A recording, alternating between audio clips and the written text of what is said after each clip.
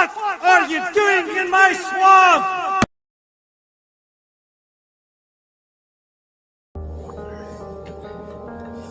Hello everybody, this is Overboy, and I'm going to be doing my review for the 1992 movie Candyman. This movie follows a young woman named Helen Lyle, who is a Chicago graduate student completing a thesis on urban legends and folklore, which leads her to the legend of Candyman, the ghost of an artist and son of an enslaved person who was murdered in the late 19th century for his relationship with the daughter of a rich white man. And she does this investigation in this neighborhood in Chicago, and it starts going crazy, and Candyman has his sights on her and is wanting her to be his victim, and everything, and is planning on killing her, and then she will become a vengeful spirit herself. And that's pretty much the story of Candyman. I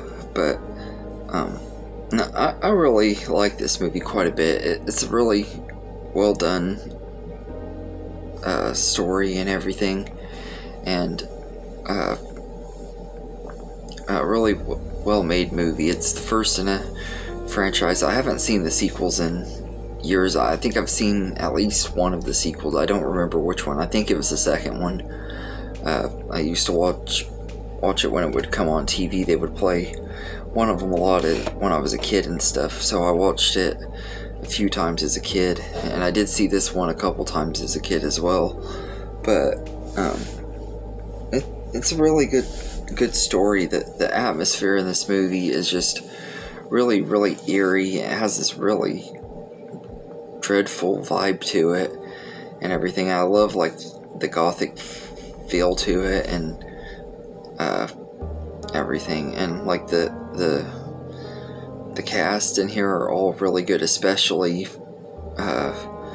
Tony Todd as Candyman. He's just a really great character, really great villain and everything.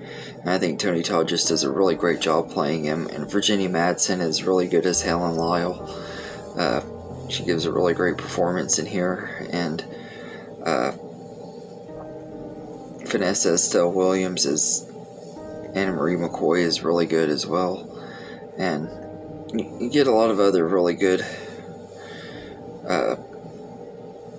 characters and stuff in here, like, and everything. The entire cast is great in here, and you get Ted Raimi in here, and I love Ted Raimi. He's always great and everything. So you got a really good cast. The kills in here are pretty good.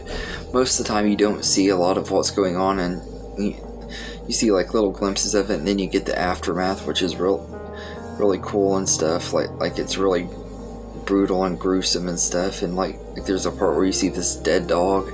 You see the dog's head and everything, which I thought was kind of cool, because dogs are usually one of the things that are able to survive horror movies. Dogs and children usually unrealistically survive horror movies and stuff. So it's brutal, and everything, and you think that the baby gets killed and everything, which is going to lead into this new Candyman movie and stuff, that the baby that Candyman kidnaps that Helen must eventually save and everything.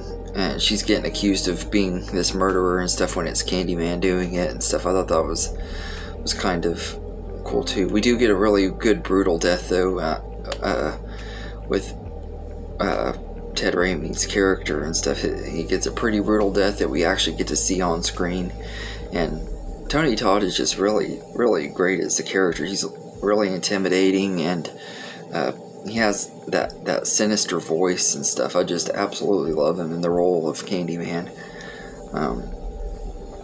But all of them are really great. The production and stuff is done really well. It has good cinematography, and Philip Glass's score is just perfect for this movie from the get-go. From the moment the movie starts, it has this eerie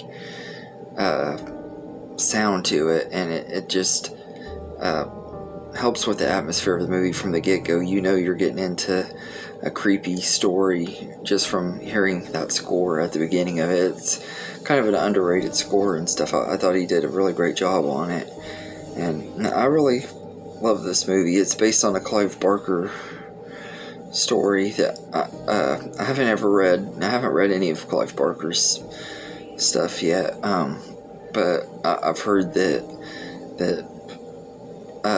the movie is kind of different, like the settings and stuff are different, but I still really enjoy this one. I think it's a really entertaining movie, and it just it's one that I've always really enjoyed a lot. And with the new one coming out, I wanted to review the 3 movies that came out in the 90s and stuff before seeing the new one and reviewing it and everything. And it's a pretty good movie. It's got a cult following and stuff. I know a lot of people love this one and everything. I'm curious to see how the other 2 stack up nowadays. This one holds up really well. It's really well done and everything. I look forward to seeing what they do with the next one, the one that's coming out. So it's supposed to be just a direct sequel to this one and continue off the story from this one. Yeah, so I'd say I'd give Candyman a 8 out of 10. I absolutely love it. It is kind of slow paced, so it's a slow burn movie, kind of in a way too. But it doesn't really bother me. Like the slow burn atmosphere of it being a mystery and stuff is part of what makes it so good and everything. And it just really entertaining movie. And that scene when we see him unveil his rib cage and the bees are inside his rib cage and his mouth and stuff, it's so gross and cringy, but it's an awesome scene and everything. And the makeup effects in that scene were amazing and everything. But yeah, let me know in the comments what you think of Candyman, and I hope you enjoyed this video, and have a good day, everybody.